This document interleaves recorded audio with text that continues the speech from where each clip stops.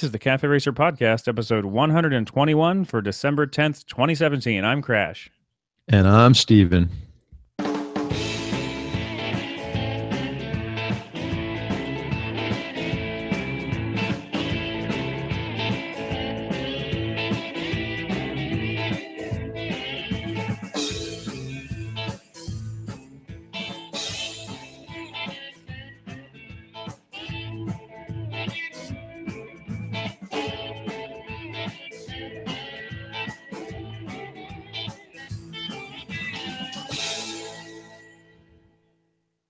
All right, that went pretty well. So, how's it going? It's been a couple weeks. I know somebody on YouTube posted like, "Hey, when's the next show?" And I didn't even know what to say. Like, it's like I don't know how to answer you right now. I'm just not going to bother. I don't know. We don't know when it is. It just happens. We have no schedule. Yeah. It will be when it is. I don't know. So we got a letter. I forgot to bring this up. Oh, yeah.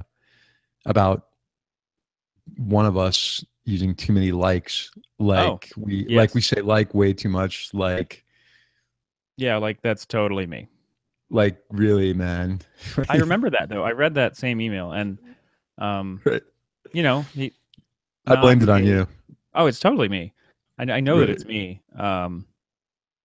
It's I don't know. It's probably because I that's just I guess the generation I grew up in.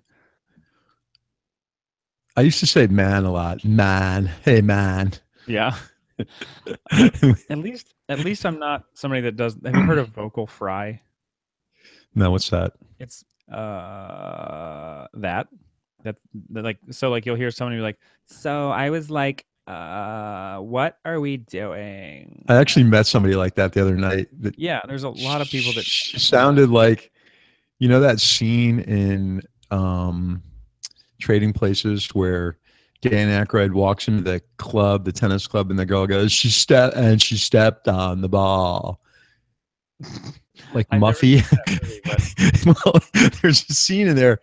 But I met a girl, a very sweet girl, young girl, but she talked just like this, like, oh, it was just so wonderful. Like, yeah. I make like growling noises all the time. Like I'm kind of always in like a controlled exhale, so it sounds like I'm going constantly. My son, when he was little, he heard me make sort of like frustrated, like kind of noises a lot. He started doing it like as a little kid, like, you know, and I've said like about 6 times in the past few seconds, whatever. But he started making these noises when he would get frustrated with things. He wasn't even like 2 yet.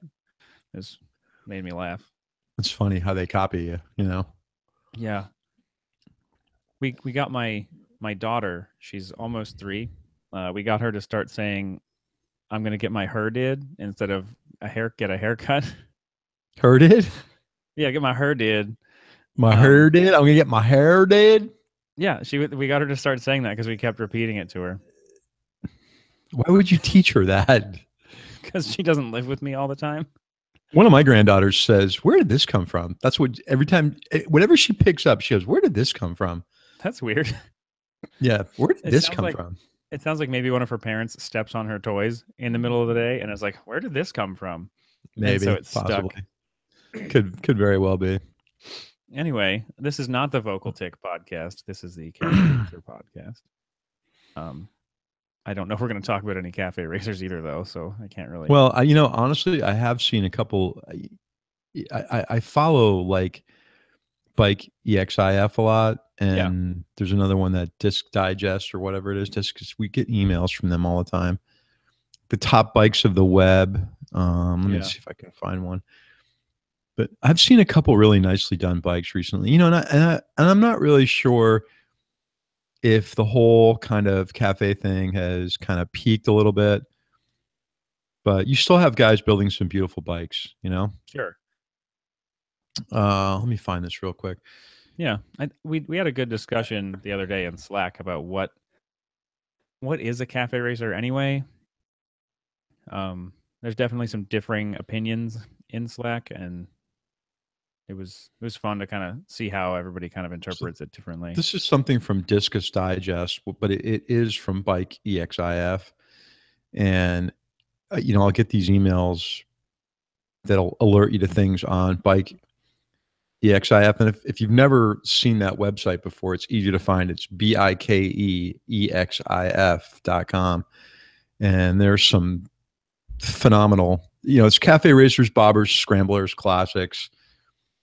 They do some gear reviews, but there has been a few really well done bikes that I like a lot. And you can kind of search the website too, based on like you can look for just Ducatis or just Moto Guzzi's, but they do a bikes of the week thing. Yeah. And there's been some killer things on there. I always like going back to that because either way, I don't care what you want to call a scrambler, but I like that a motorcycle that that's kind of multi-purpose. So even if you took a standard and put high fenders on it, some knobbies, high pipes, call it what you want. I just kind of like that bike where I could say, hey, I want to go camping and throw some bags on it and take it down a dirt road, or I'm not talking about a motocross bike, but something that's a little bit more all purpose. I like that bike a lot. But it's a cool website. Check it out. You can set it up. There's like comments on there and everything. And there's some really neat stuff on there. Yeah, and all the photos are usually really good. That's sort of like their thing is the photos. Yeah, hence the name EXIF. That's that's a file part of the file with a photograph that tells you the shutter speed settings, aperture settings, ISO settings, all the information file. Metadata. Right. But as far as cafe bikes are concerned, I haven't really seen anything locally in a while that I thought was interesting. Except today I was riding around and I saw an Indian with a sidecar on it that was absolutely gorgeous. Whoever did the shot, and I didn't get a chance to see who made the sidecar because the guy was driving. Yeah. And it was a version of the Indian. It might even have been a Scout. I don't know. Because it was kind of it didn't have a fairing. It looked naked, but it didn't have a valanced front fender either. Oh, no. So I don't know no, it didn't. But it was almost flat gray, the whole bike.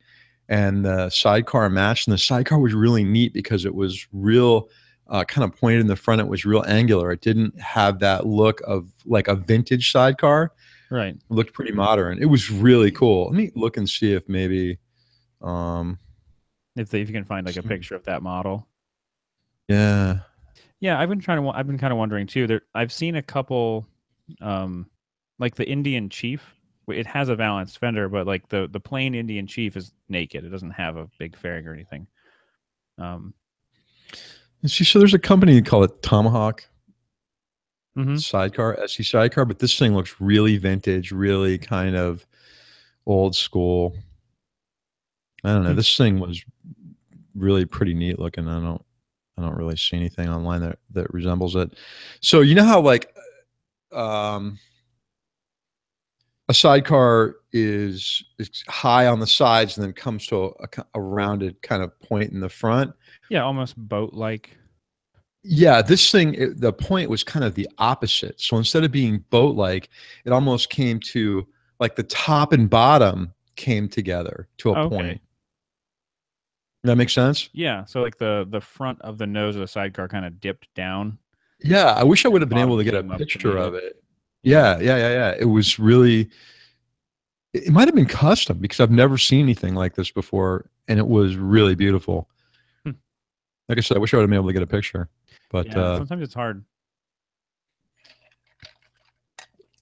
Pretty cool. Yeah, I don't see anything. I'm kind of browsing through some photos on here. Like I said, the bike was, oh, actually, you know what?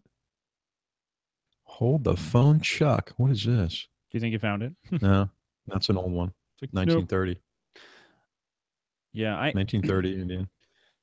So the motorcycling that I've done since we last had an episode was I decided, since I had surgery and wasn't able to ride my bike for a few weeks, I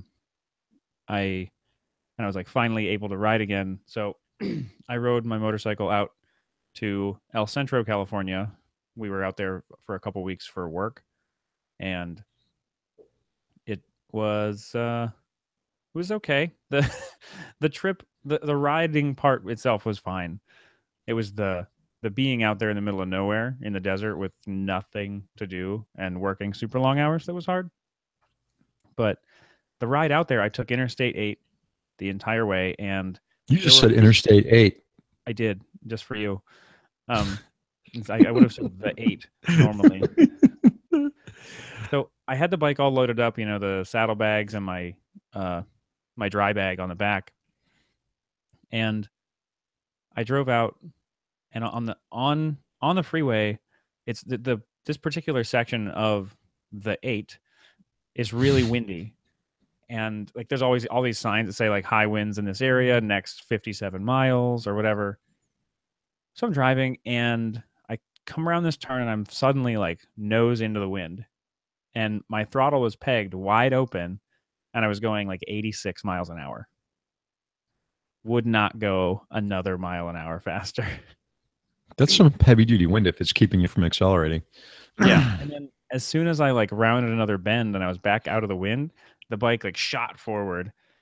But that was the Well, go ahead. It's one of the worst things when you're riding in the wind is if you have a crosswind, right? Oh yeah. And you're comfortable in that crosswind, so you're kind of leaning into the crosswind to keep the bike upright, and then all of a sudden you pass something that blocks that crosswind.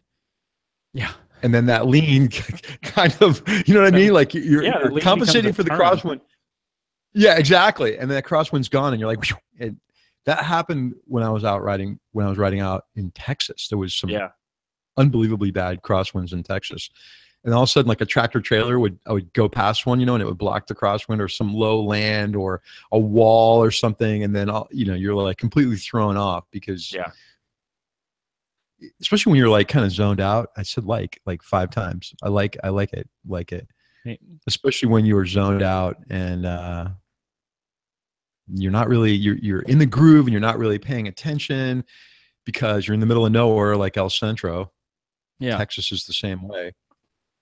Yeah, very scary. Winds there were definitely this particular section goes through the mountains, and there's some turns, and one turn you'd be in a crosswind and your nose in, and another crosswind, and it was not super fun. But there's one section that is very, for interstates anyway, very tight and twisty, and doing that at around 90 miles an hour makes it feel like you're really going through some tight turns. Are these the Santa Anas that you're getting? Or I not guess, necessarily. I don't know if that counts or not. I don't really know what makes, like, I know that the Santa Ana winds are currently happening, and I just don't know if that happens in San Diego the way that it does in LA, which is currently fanning some monstrous fires up in LA. My helicopter squadron is actually like on call to help fight fires in San Diego if the fires get bad down here. You guys have that capability of like Bambi buckets and stuff to? Yeah, we don't keep them at the squadron, but our helicopter wing has Bambi buckets for us to use. I actually texted Christy the other day to see if she was anywhere near there. Oh yeah. She said she wasn't, but she had friends that were. I'm sure. Yeah. So yeah, while we were in El Centro, I rode to and from work a few times, and then one morning, a couple days before we went to leave, I come out, go to start the bike, and nothing. Just clicked once, and that was it. So fortunately, we had a bunch of rental minivans anyway, so one of the guys came pick me up, brought me to work, and I just left it there. And I was like, I'll deal with it on Friday when we get ready to leave, because I had my little jump starter with me. And then on Friday when we were going to leave, it had warmed up a decent amount. So I go out, bike started right up as if nothing had ever happened. And I know what that problem's called. What's that? Moto Guzzi. Yeah. So do you have a lithium ion battery in the bike? No, I have a regular one. Okay. Yeah, because that sounds like, cold weather, let it heat up for a second by keeping the ignition on, or yeah, it does. Right. I know that the the ECU in the Bonneville won't let the bike attempt to start if the voltage is below 11.5 volts, even though you could start the bike with like 11 volts. Yeah, but nothing would have charged that in its No, absence, in your absence. no, I don't get it either. But it didn't want to That's start when it what was 40 degrees out, but it was fine at 70. the 10A does that all the time for no reason. Go Yeah. out there, turn the key, and nothing happens. Then go out there 10 minutes later and turn the key, and it fires right up. That's because it's I just, Italian. yeah, you're not kidding. I think it does it on purpose. So speaking of the 10A, I found on eBay, I always have these alerts set up, but I had an alert set up for the die-cast version of the Oh, 10A. cool. And I found one in Austria for like $11. You know, Nice. I think the shipping wasn't bad. It was like $6. It was some die-cast toy store there. But I got it, came in the box, all really cool looking. They make versions. They make, the standard version of the Le Mans. They make the Rosa Corsa, the red one, and another one in the 10A. And these and they were limited runs. They only made them for a while, so they're hard to find. Yeah. But it was kind of cool. I got it in my office next to the KTM model. Nice. Yeah, it's pretty. So when I do sell that bike, I'll still have a remembrance of it. Right. The ride back from El Centro, we were a little nervous because they'd closed the road the day before we left because of the winds. They had actually shut down all traffic. Seriously? Yeah, for a few miles on the interstate, which was in just the right place to where if we wanted to go, if it was blocked, if it was closed, and we had to come home, it was going to add like 2 hours to our trip. So fortunately, on the day we left, they were open again. And I didn't come back the whole way on the interstate. I ended up riding basically to the mountains on the interstate and then getting off and getting on this little 2-lane highway. How was that ride? It was fun, except I I realized when the last time I took a trip, I had my little Garmin GPS, and the position that my body was in relationship to the GPS meant that I could almost always see it. Mm-hmm. So I kind of used it as like a rally map, like how tight is this next turn? Kind of glance down at it and go, oh, cool, this is gonna be a tight turn, or this is not a tight turn, and to sort of judge how much, because I don't know these roads, how much speed I can carry. And with my little phone mount that I have right now, I can't see it without like pointing my head down. And so there was one turn that I'm coming up on it, and then I just wasn't prepared for a tight enough turn. And I started to go out into the left lane. It was a good thing nobody was coming because I ended up in the left lane of the freaking, road, and then got back over and was like, okay, I need to pay a little more attention. It's a good wake up call. Yeah. On your GPS, do you have, because mine is, well, I guess it depends on if you're navigating. If I'm not navigating, I can set it at whatever magnification view I want. If I'm navigating, it seems to do it automatically, which kind of pisses me off a little bit sometimes. Yeah. I was just using my phone this time. My Garmin is somewhere in my garage, but I didn't really need it. I had my phone on my little mount, which I love the mount. I just might need to reposition it or just be more vigilant.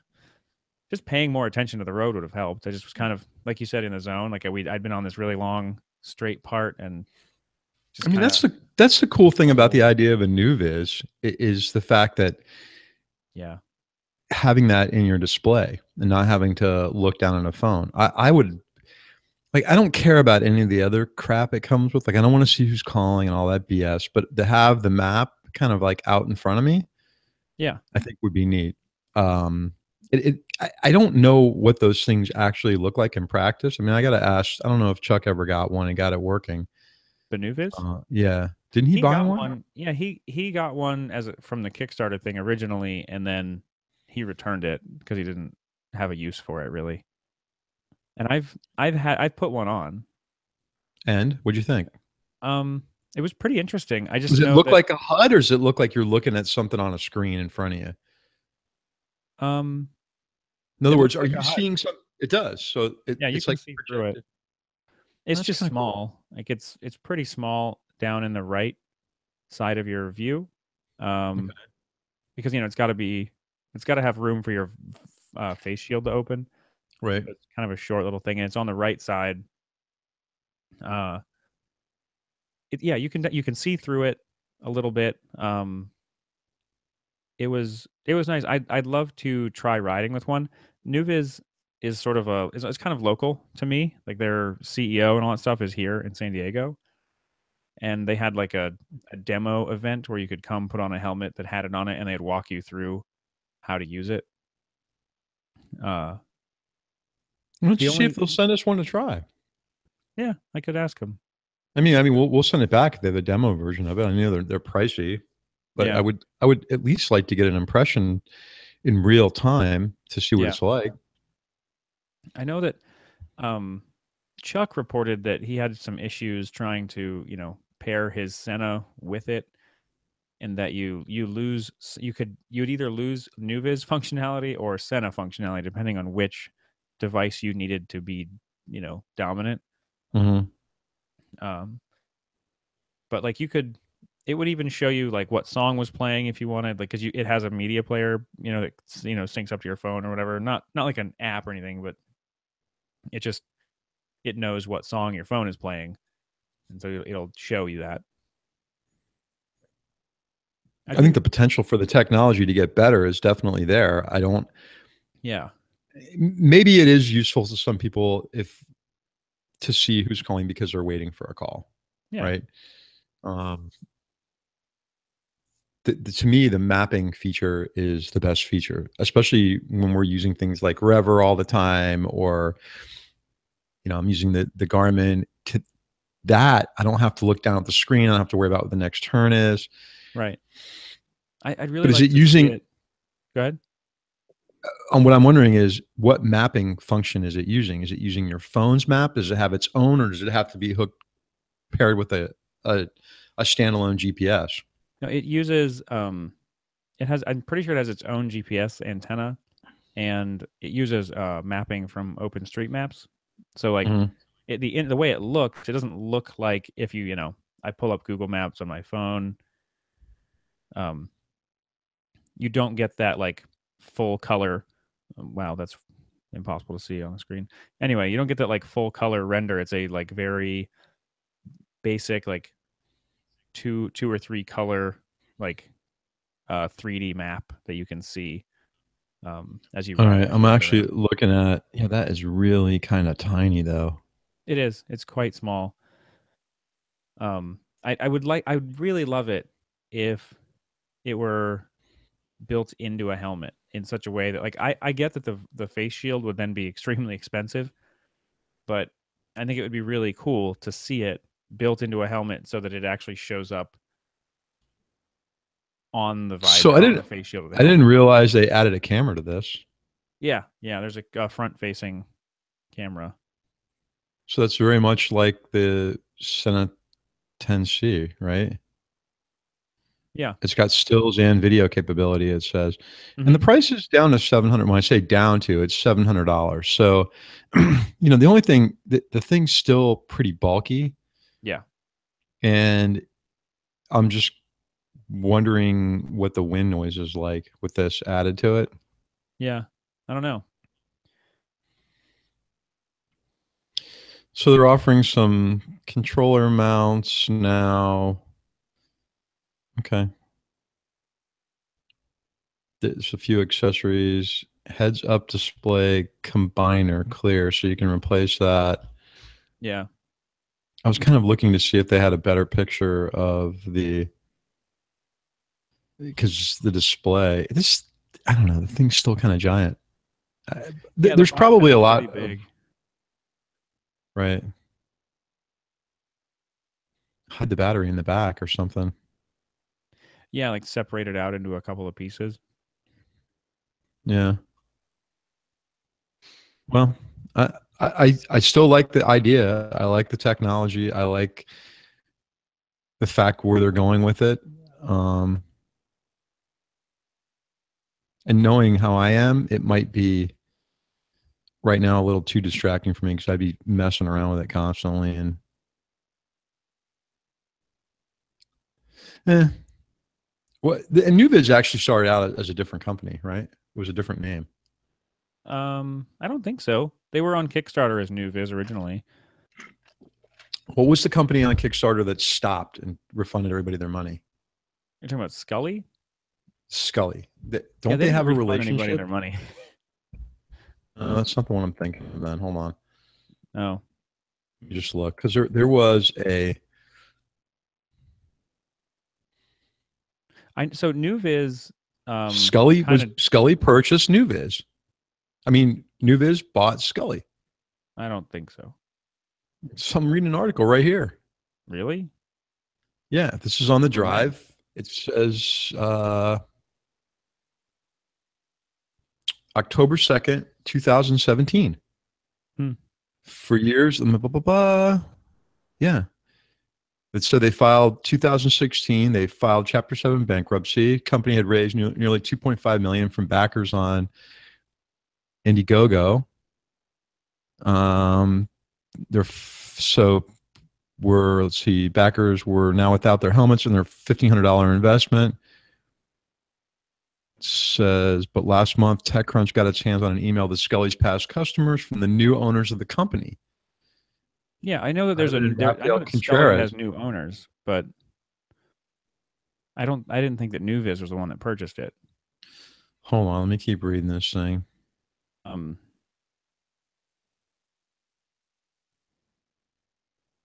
Hold on, maybe I'm no, there. No, you're right. This I know that article, Scully was one of the Scully kind of like took all their Kickstarter money, spent it on hookers and blow, and then, you know, disappeared. right? They were buying expensive cars, and I read that whole thing about them. Like literally hookers and blow. Right. Um, so total, Hmm. like, from left field, Jess actually got a chance to ride while I was gone, which was really cool. Um, she she gets off early on Wednesday or on Fridays. Her company works like 9-hour days Monday through Thursday, and then they work a half day Friday. So the kids are still in school or whatever. So she got home and I was like, oh, I'm going to go ride my motorcycle. And she went down to the garage and she texted me. She was like, hey, I'm getting ready to go ride. And I was like, oh, good. I'm proud of you. Supportive husband stuff. And then she goes, so I decided to check the tire pressure and one of my tires is like at 20 PSI. I'm like, oh, okay. Are you going to go riding or what? And she's like, yeah, I'm pumping it up now. Well, I guess she didn't feel like trying to figure out how to use my little cycle pump thing, which, albeit it's not rocket science, but at the same time, she's never used it and didn't want to deal with it. So she pumped her tires up with her little bicycle pump. Now, when you say little bicycle pump, are you talking one of these mountain bike hand pumps, No, or no, is like it a, like a a floor okay? pump. Like, you put your feet on the bottom and you use your hands. Still, that's not. I wonder how long it took her to do that because they're not really. Yeah, they're not There's a that great. lot I of mean, volume in a motorcycle tire. I've used it. I used one of them on my motorcycle for years, but it was only to get it back like maybe 5 or 6 psi, not like 15. Right. So I can imagine Jess going, "This is for the birds. This is stupid." Yeah, this is a load of crap. Exactly. So yeah, I'll have to show her how to use the cycle pump. The only tricky part with the cycle pump is there's no like AC adapter for it. Like there's no plug into the wall option that No, it's for the not. cycle pump. And Yeah, it's so not wired for that. you have to plug it into a 12-volt source. And if the only 12-volt source that you have is your shitty little motorcycle battery, You can plug it into the battery tender connection. Do you have an SAE plug coming out for the battery tender? yeah, but then it's going to destroy the motorcycle battery. Like it's going to deplete it. And then what do you do? Like Run the bike while you're yeah, doing it. that makes sense. But like, what if she forgot to do that? So, because I probably would have forgot to tell her to do that. Like, oh, by the way, turn the bike on before you do this. Right. What I always do, just because right now I have 2 motorcycles in the garage, I will use the other motorcycle to, run the cycle pump, and then I just put it on a battery tender when I leave. Well, that'll work too. Now that brings up a point. I'm wondering if you can plug it into the battery tender and run it. I don't think so. I've thought about that. Maybe we I don't should think you try can. this. I should try this. I mean, it's my battery tender has already been run over by a car. So like how much more damage can I really do to it? Yeah, I use, and I'm not gonna, using I'm not gonna plug battery tender, but I use the ones from Cycle Gear. Yeah. They're when they're on sale, they're like $11. I have one. The one I have is from like AutoZone. I was just in desperate need. There was an AutoZone down the street. I purchased it. And then a few months ago, Jess ran over it in the garage because she didn't see that it was out. And I didn't like put it back away when I was done using it. So like the little body was just sitting right in the line of where her tire was going to go. And she just drove right over it. Did it make it or not? Still works. It survived that. It works. Yeah. Yeah. The ones I have like the real cheap one that's like $11 on sale. And then there's a better version of it that's got auto switching, for voltage and things like that for different types of batteries. Like you can use it for a lawnmower battery, and that was like, I don't know. I think regularly they're like $34 and there was a sale they were running that you bought some stuff and got it for like $20. So yeah. So far they've been fine, but I'm just curious, if it'll run, if it has enough wattage to run. I wonder. The pump. I wonder how that would work. Like, because the ones that are, I bet if you had one that's really dumb, it would work. But if you had a smart one, it might not. So like one of mine, I have two of them. One of them, if it thinks the battery is like bad, it will stop charging it. Well, you know what? So let me think about it for a second. Because it's not going to sense that I don't know. I don't know enough about how that works. So hey, listen, if you're listening, and let me go look at the YouTube comments and see if there's anyone there that they're like, "Hey, moron." Can tell us we're an idiot, right? Of course, that's not going to work, you jerk. Yeah, I feel like the circuitry inside the battery tender is like checking for voltage and then sending out voltage back to charge it up, as it were. Like that wouldn't necessarily work. Although if you had like an unfused connection and you had the battery tender and the charger, and the pump plugged into the same battery, then you could use the battery to run the pump and the charger to keep it charged. So some guy on YouTube named Battery Tender Pro just said you guys are morons. Really? No, just kidding. No. That would be funny. Yeah, I don't know. You're so easy, Crash. Sometimes. Actually, no, I do have somebody on here. Somebody, Jeds, just wrote LOL. He says, Jeds123. That's one of our guys, isn't it? That is. That's Justin. It is. Yeah, he said, I run a battery charger when I do electric work on the bike. So any hard draw hits the battery, but the tender will still slow the charge. Will still, charger when I do an electric work on the bike. Yeah, sort of like letting you're like slowing down the discharge rate of the battery. Oh, okay. Because I don't think a battery tender puts out enough current in order to like run a pump. Probably Apparently not. My battery doesn't put out enough current to start a motorcycle at some temperatures. So yeah, we are getting some scotches posted on here. Hi, lamers. So the ham from Ham and Cheese is giving us a ham time. So Jess, she pumped up the bike with the bicycle pump. Jed said he tried it. He said it won't run electrics by itself. I've tried it. No. See, we're not that stupid. We actually think of something that might work. Thanks, Justin. And then I was like kind of worried that she would get just discouraged by it and not go ride. But she went and she's like, okay, going riding now. I'll text you when I'm done. And she came back and the first text I got was like, oh my God, I love riding my motorcycle. So that was really good. She rode to work. I'm really glad though that she's having a good time and now liking it. Yeah. It's really great that the Suzuki's gone and it's no longer causing any headaches. And yeah, I think she just had a really bad experience with everything about that bike. Yeah. from the very beginning. Definitely. I got But to I'm change glad those that she's tires. got this and that she's running, liking it. What are you going to put on there? Well, so it has knobbies on it, and the guy that we bought it from had street tires for it that he gave to us, but I haven't put them on yet. Mostly because I've been lazy. I want to put like I have the the bead breaker, and Steve is back. So yeah, I haven't put these tires on yet. The street tires. I don't know what they are. I think there's just some cheapo street tires for it. But the I remember how much of a pain it was to use the bead breaker that I have. Like it's totally usable, but it's not ideal. And I've just been lazy. Like I don't want to take the tires off the motorcycle and then risk her not being able to ride it for a few weeks because I don't get a chance to change the tires. Which bead breaker? I have the one from Best Rest. That mine. I've never had a problem with mine. No, I mean it works. There's nothing. It's nothing wrong with it. Um, Right. it just requires effort, and I haven't put any of that in yet. I think there's more effort in mounting the thing than.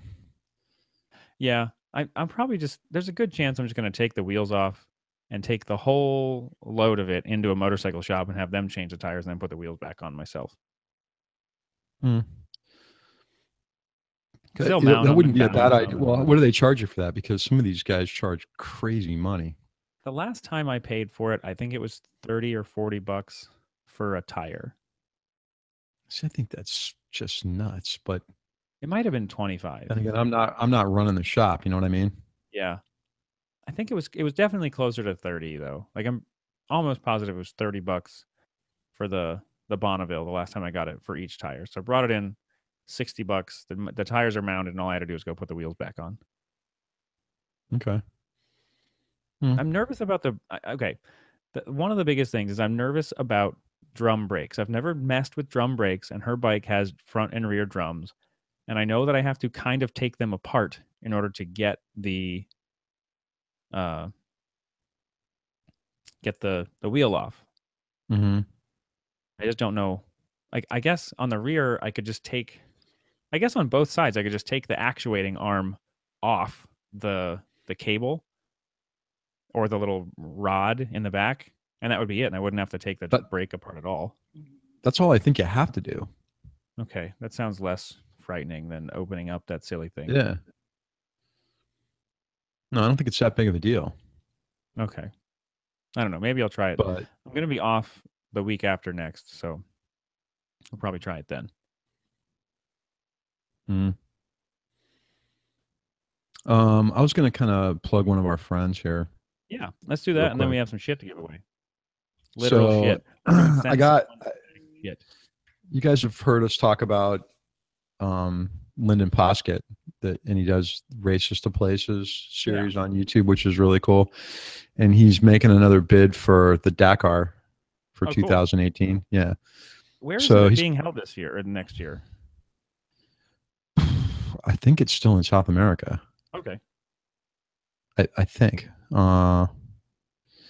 He's got, the way he used to do support in the past was they kind of had it on Adventure ADV Rider. Mm-hmm. There's an ongoing thread on there for his racing, and I have purchased in the past 2 of his support packages, and this one was the one for I don't know, can you see that? Yeah, the linen posket and then the Motor X and everything. Yeah, and he's got this jacket was I've got another one that Klim did, but this one is something that they do in, I think Adventure Spec does this jacket, and it was done especially for Lyndon. It's kind of a nice lightweight jacket, but it's got the Dakar patches and everything on it. This time now they're doing it on Kickstarter, so you can just Google Lyndon Lyndon Poskett Poskitt Kickstarter, and the page comes up. But they have, like, so far he's got almost 49,000 pounds, British pounds sterling raised. He has some interesting packages. I don't know if this is closed or not, but you know what? It just ended. I'm sorry, November 23rd. He'll probably have another one going or do some other support packages, but check him out. The guy is really kind of cool, and he's ridden across the U.S. and the Racist to Places series is pretty neat on YouTube. If you've never Yeah. saw it, check it out. Yeah. But anyway, I just wanted to throw that out there, and I'll look on ADV Rider while we're talking to see if he's got another support package in there. Anyway, let's talk about what we're going to give away, right? Yeah. So last episode we talked about giving away a Klim drifter jacket, and that contest expired I don't know, like 2 weeks ago almost now, just because of timing of episode stuff. But we'd like to congratulate the winner of the Klim drifter jacket in green. For those of you not watching, I'm throwing up little finger quotes because it is not green in any way. Klim is just colorblind. So congratulations to Steve Stinnett. You have won the Klim drifter jacket in 2XL, right? Yeah, 2XL. Yeah. Steve, I will, as soon as we get your mailing address, I will send that out to you. So hopefully Yeah, so it'll if you be hear this week. if you hear this before you see your email, just shoot us at feedback at Cafe Racer Podcast and email to let us know your address. Otherwise, I'll be emailing you directly to get your address. The guys want a great jacket. That is really nice. Yeah, it's congratulations. super nice. Yeah. I took my Klim Revener to El Centro, but then never actually rode the motorcycle to anything but work. So, what else do you got something new that didn't you ride a 2-piece suit out there? oh, yeah, that's right. I meant to talk about that. So I have a. Apparently, I'm the sample size for Dainese motorcycle gear, and I went to their annual like sample gear like sale, and found this like $1,100 2-piece suit for 70% off. 70? Yeah. Holy cow.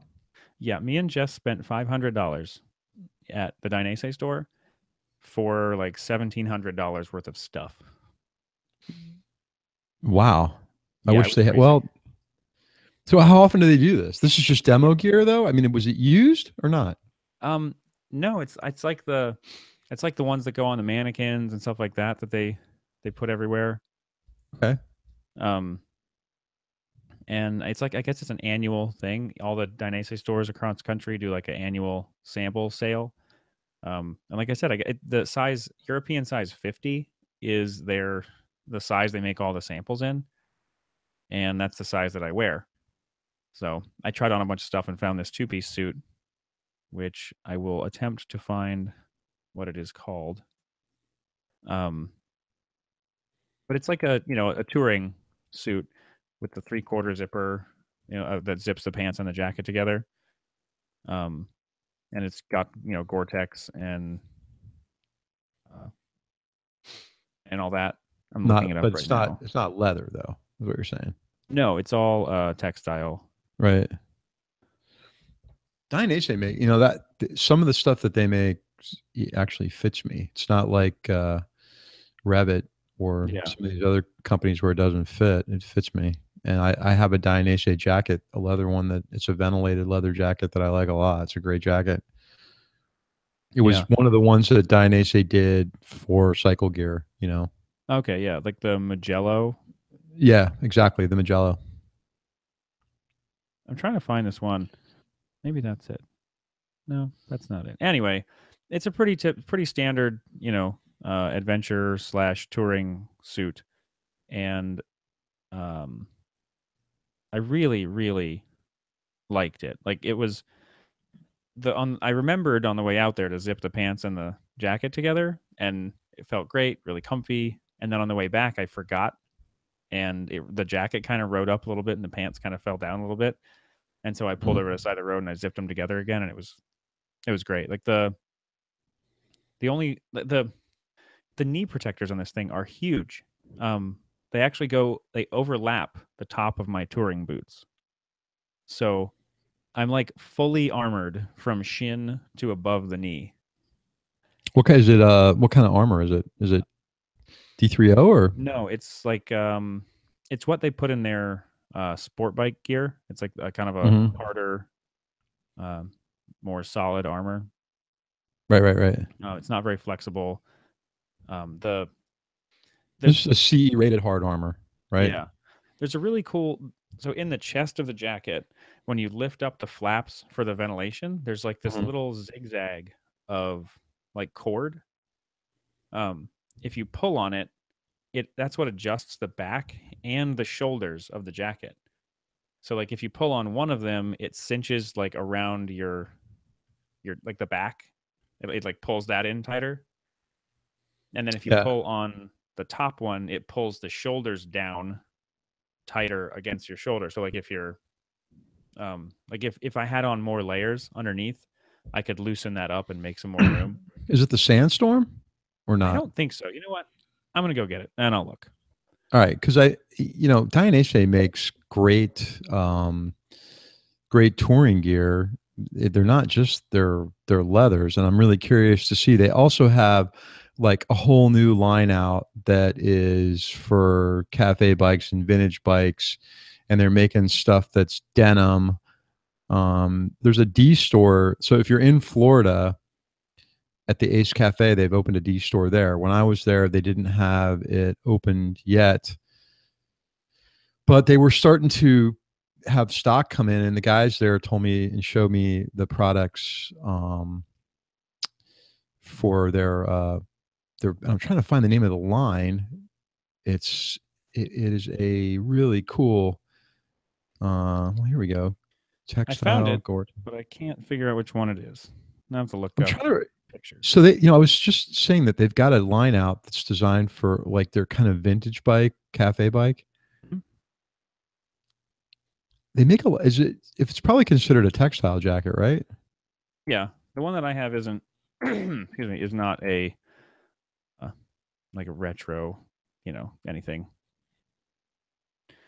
And I'm trying to. The name of that. Ooh, I found it. I think. Dear Anniversaria Special Dark Rider. They do it by collection. I think it Okay. is the Dainese Carve Master. Hmm. I'm not sure though Carve because Master. no, it's not. It's I found it. It's the I knew that I recognized the name as soon as I saw it. It's the Dainese, and I don't know how you're supposed to say it, but it's spelled like Ritter, Ridder. Maybe that's their idea of rider. I don't know, maybe, but yeah, it's Dainese Ritter D1, um, jacket and pants. It's Gore-Tex? Yeah, Okay. Because they have their site set up by Gore-Tex, and you've I don't got know if they still make. Explorer. I don't know if like it was Yeah, they discontinued. do. No, they still have it. Yeah, the Ritter Gore-Tex. That Yeah, jacket retails at about $800. yeah, I was very happy. Yeah, it's a nice jacket. I mean, it looks to me like an adventure style, right? Yeah, it definitely has that adventure styling to it. The vents are well, I have it Hmm. in front of me. Let's make a lot of noise. Okay. It's just so bulky. All right, I've got you trying to locked scoot on the back. video there.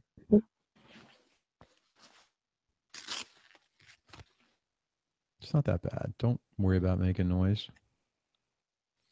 So if you're not watching this on YouTube, Crash is got a jacket in his hand and he's fumbling around with Velcro Yes. and zippers. While the jacket tries to yank my headphones off. So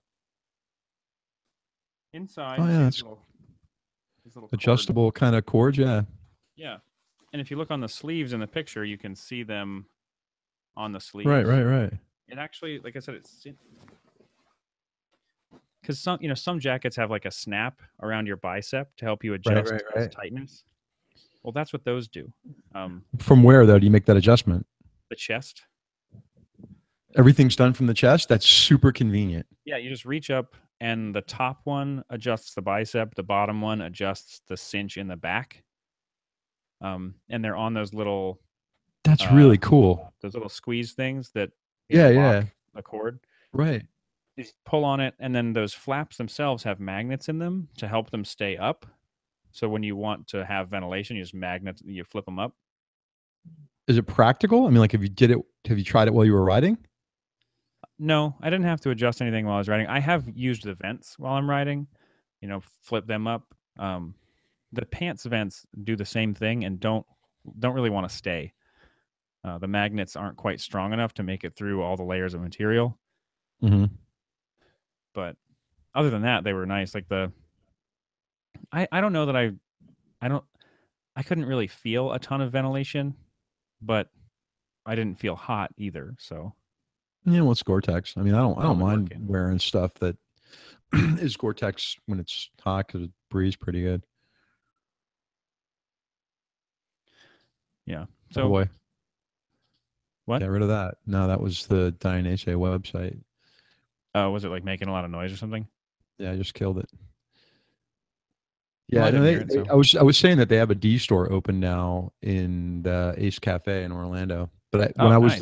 when I was there, they were just like loading inventory in it. It wasn't open. So next time I go up, I'm going to go check it out. It's not as big as the one that you guys have Yeah. in LA, right? Yep. Is there Yes. one in San Francisco too? Yes. No, I missed that. I should have went when I was there. Have I talked to you since I got back from San Francisco or not? I don't think Since so. have we had a I'm not sure. conversation since Thanksgiving? Maybe. I know that I don't we've remember. talked personally. We haven't talked on air. Well, I mean, just a quick recap. 'Cause I've been traveling so much. I was in San Francisco for a family function, a funeral. Came home, turned around, went to Gainesville for the week for Thanksgiving. Got sick while I was in Gainesville. Came home, was home for a week, and then went to New Orleans to go visit some friends. And man, I tell you what, I fell in love with New Orleans. That place, for me, it was just really incredible. But like I told you before, I didn't see a lot of motorcycles there, and the weather was nice. It was kind of Yeah. weird. There were more motorcycles in San Francisco, like parked all over the place, than there were in New Orleans. But I'm going back to New Orleans on the 15th again. My friends are both going to Turkey, and they kind of roped me into house sitting for them. They have 2 dogs, so it's really not costing me anything. I'm going there and I'm going to hang out. If anybody's in San Francisco or in New Orleans that rides, I'm going to have the use of a Harley while I'm there. Send me an email on steve@caferacerpodcast.com, and maybe we'll try to get together, have some coffee and beignets, and talk motorcycles. Yeah. But I'm going to be there for a week doing some photography, and I mean, I'm kind of going to be working from there too. I'll have my laptop and things with me as well. But if you're interested in getting together, shoot me an email. Yeah. Like I said, I'll have a Harley there, whether or not I ride it. They have a helmet law there, so I have to dig up a helmet when I'm out there and some gear. But we'll see. Yeah. Speaking of call outs for feedback, one of our friends in Slack, one of our Patreon supporters, brought up the possibility of us doing like sort of a best and worst motorcycles of the year conversation on an episode, and we figured we would do some research and come back next episode. But we'd also like to know if anybody else out there has their opinion. You can send it to feedback@caferacerpodcast.com. What do you think the best and worst motorcycles are of 2017? I'm sure there's a lot of worsts because there's a bunch of bikes that came out that I didn't like, but we'll talk about that. Yeah. So that'll be next episode, probably looking time-wise right, I don't know, right around the new year. I'm going to also give you one more time our phone number. Yeah. And you can call us. It is area code 561 285 7190. 561 285 7190. If you want, you can leave us a voicemail of your picks of the best and worst of 2017. Yeah. Thanks everybody for supporting us on Patreon. You can find us at patreon.com/Cafe Racer Podcast. we're pretty much everywhere at Cafe Racer Podcast on Instagram and Facebook and Twitter, all that. We also have caferacerpodcast.com, the website. You can find us on YouTube. Just look for, and I'm going to really surprise you, Cafe Racer Podcast. So, yeah, look for all those all those places. We're going to probably do some big changes around the turn of the year. So stay tuned, everyone. We got a last minute comment on the YouTube channel from our missing friend James Razor. Oh, KTM 790 Duke is the one that I most want to get a ride on. Yeah, that thing looks pretty fantastic. I'm